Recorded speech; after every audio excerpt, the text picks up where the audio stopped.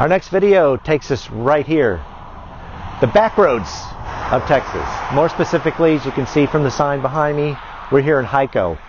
The reason why we're here, Billy the Kid.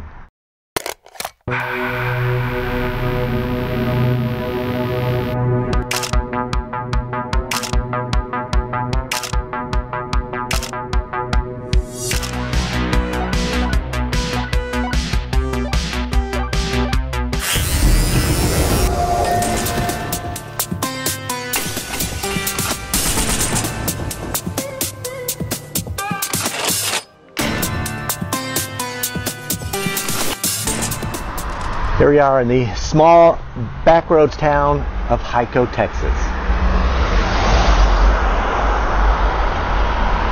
You look around here.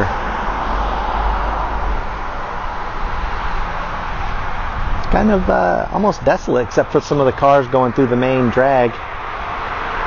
But it is Christmas Day, so not a lot of people out and about. But the reason we're here, like I said in the opening video, we're here to check out Billy the Kid. And right here in the downtown area, we find this little plaque kind of going over the bit of history on Billy the Kid. Now, as you can see, this version of Billy the Kid, he went by the name of Ollie L. Brushy Bill Roberts. He also went by William Henry Roberts, Ollie Partridge William Roberts, Ollie N. Roberts, or Ollie L. Roberts. But he also claimed to be the one and only Billy the Kid himself. And again, right by the plaque, you're going to see this statue right here of Brushy Bill Roberts, aka Billy the Kid, here on Pecan Street overlooking the town of Hico. Now, how did all this start? Well, basically how this got going, I'll give you the gist of it, the Cliff Notes version from what I read about online. It started back in 1948. There was an investigator from St. Louis. His name was William Morrison. Well, he located an elderly man by the name of Joe Hines. Mr. Hines surprised William Morrison by claiming that Billy the Kid was alive and well, but refused to reveal his actual name or where he was living at the time. So William Morrison was like, well, I'm going to have to search for this man who claims to be Billy the Kid. Well, during his search, he came across a man in Lawton, Oklahoma, went by the name of Frank Dalton. Well, Frank Dalton claimed to be Jesse James himself, and he told William Morrison that Billy the Kid was alive and well in the town of Hamilton, Texas, and was going by the name of O.L. Roberts.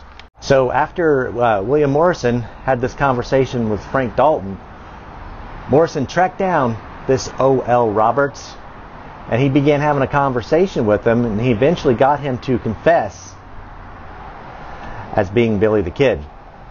Now, he detailed his exploits as an outlaw to him. He told anecdotes that, if they ended up being true, would fill in the undocumented gaps in many aspects of Billy the Kid's life. He also asked William Morrison with help in acquiring the full pardon he had been promised by New Mexico Governor Lew Wallace all the way back in 1879. O.L. Roberts showed William Morrison his ability to slip out of handcuffs and said that Pat Garrett had shot and killed another gunslinger by the name of Billy Barlow, and he had passed his body off as Billy the Kid's, which allowed Billy to vanish and escape into Mexico. Now, according to a family Bible from O.L. Roberts, somewhere in his family, this Bible was found. Brushy Bill was born on August the 26th, 1879. Now, there's conflicting dates on his date of birth, but we'll go into that in a minute when we get over to the gravesite. So we're going to head over there, but I'll give you a little overview real quick of the downtown area of Hico and show you the Billy the Kid Museum. Here it is right across the street. It's the Billy the Kid Museum. Now, we're not going to be able to get inside or anything because it's Christmas Day. The museum is unfortunately closed. We know him as Billy the Kid, a notorious outlaw of the Wild West. He's a man whose rough and tumble beginnings were perhaps an omen of what his life would become. His mother died when he was 3 years old, and his aunt, his mother's maternal half-sister, came from the east to get him, and she took him with her to raise as her son. That aunt died when Billy was only 14 years old. They were living in New Mexico at the time, and the kid eventually began working for rancher John Tunstall. When Tunstall was killed by rival ranchers, a feud known as the Lincoln County War erupted. As a result, Billy was wanted for murder. He was eventually apprehended by Sheriff Pat Garrett, found guilty, and sentenced to hang on May 13, 1881. He decided it was time he left before they hung him, and so he broke loose. But he shot and killed 2 deputies. 3 months later, Sheriff Garrett, on the trail of Billy the Kid, thought he'd located him in Fort Sumner, New Mexico. About midnight on July 14th of 1881, Garrett shot Billy in the dark. That's where the story begins to differ. If you live here in Hico, Texas. Well, the deputy marshal turns the body over, looks up at Pat Garrett and says, "You've killed the wrong man." But Pat Garrett had to kill Billy the Kid that night. That was the 3rd person he had shot in the back. Garrett buried the body without letting anyone else see it. Some believe Billy the Kid escaped, lived in Mexico for 3 years, then returned to the U.S., where he worked under several assumed names. But eventually, he settled here. That is Brushy Bill, William Henry Roberts. Known as Brushy for chasing stolen horses through wild thickets later in life, the town created this museum devoted to Brushy Bill. When he and his wife would come into town, he would not allow her to walk beside him. He was always afraid somebody would recognize him and she might get hurt in a crossfire or something like that. But Brushy never shared his story. In the late 1940s, lawyer William Morrison was assisting former outlaw Jesse Evans with a land claim. Evans told Morrison he knew Billy the Kid was still alive and living in Hico, Texas. Brushy Bill confessed to the lawyer he was indeed Billy the Kid. He showed scars consistent with those the Kid was known to have, and facial recognition software showed many similarities. Sue admits she was skeptical that Billy the Kid survived all those years. It really wasn't until 2014 when I started reading all the facts that I totally believed he was Billy the Kid. The evidence persuaded Sue that Brushy was the infamous outlaw. The folks in this area certainly believe. Brushy's grave in nearby Hamilton has all of Bill's names, including the most famous. Of course, there's still a marker in Fort Sumner, New Mexico, claiming to be Billy's final resting place as well. But for most of the folks here, and to many across the nation, it was Texas, not New Mexico, where Billy the Kid was laid to rest. There it is, the Billy the Kid Museum. Again, it's unfortunate we can't go inside, but it is Christmas Day, so understandably that they're closed today. But I'll give you a little overview, a little 360 view of downtown Hico, pretty much ghost town, since it is Christmas Day. But this is it, the home of Billy the Kid, aka Brushy Bill Roberts. So we're going to head over to Hamilton right now, where his gravesite is, and finish up over there, which is about 20 miles south. So let's head on down to Hamilton. Our final stop takes us right here to Hamilton, Texas. We are at the final resting place of one Brushy Bill Roberts, aka Billy the Kid, and his grave is easy to find. You'll see the main road right over here to the right, and see where our car is. That's where Billy is. So let's head over that way. So as we're making our way down to the grave, just wanted to let you know, like I said, there's a couple of disputes when Bill Roberts was born. Like I said, his gravesite, you're going to see it says 1859. But the family Bible claims it was 1879. Now, if Bill had been born in 1859, he would have been 90 at the time of his death, which his cause of death was a massive heart attack in his hometown of Hico. But there he is right there. And you'll see.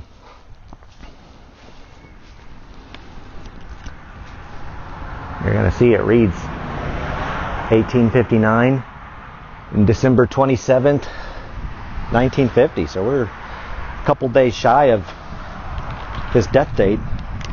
Now, going back to his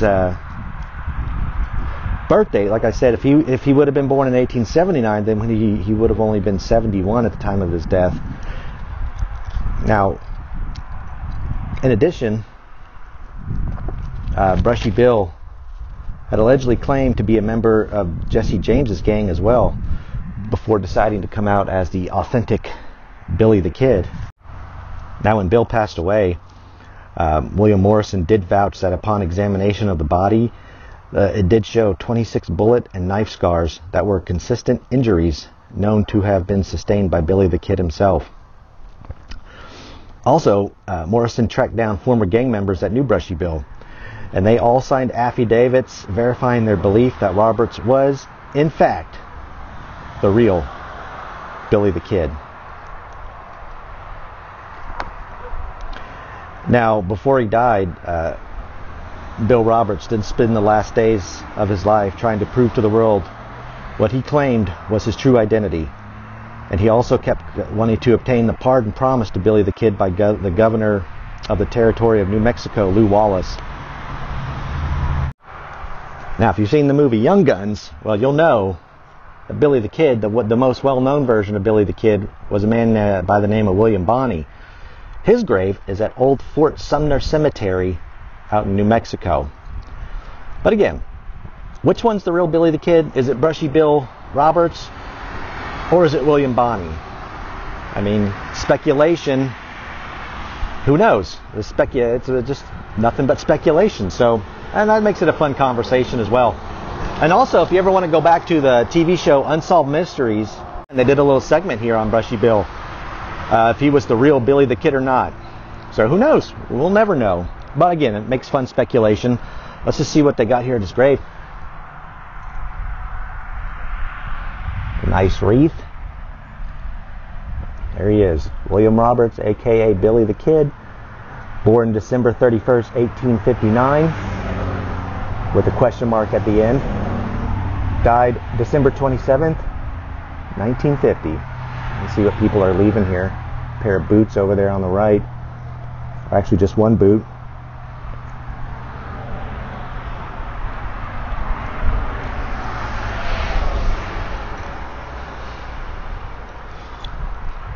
But that's him.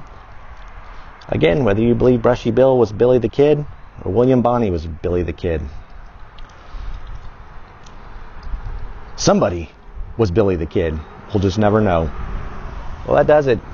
Here from the back roads of Texas, Hamilton, Texas to be exact, and the grave of one Brushy Bill Roberts, aka Billy the Kid. Hopefully you guys enjoyed the video.